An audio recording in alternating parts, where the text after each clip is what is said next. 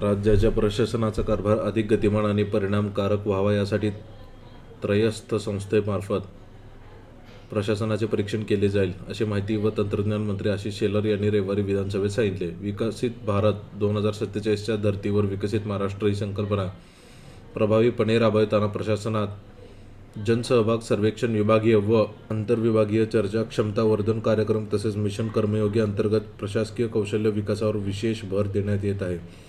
E-governance, बदली नियुक्तीचे नियम, सेवाकर्मी कार्यक्रम अशा अनेक सुधारणा अंमलात आणण्यात आल्या असून पुढील टप्प्यात प्रशासनाचे त्रयस्थ परीक्षण करण्यात येणार असल्याचे शेलार म्हणाले. भाजपचे श्रीकांत भारतीय यांनी प्रशासकीय यंत्रणा अधिक सक्षम करण्याबाबत लक्षवेधी सूचना मांडली होती.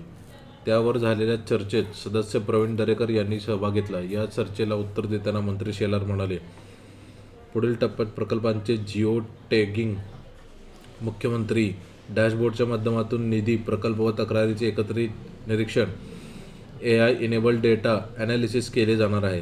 राज्यात सुशासन, पारदर्शक प्रशासन आणि नागरिक केंद्रित सेवा अधिक बळकट करण्यासाठी राबवण्यात येत आहेत.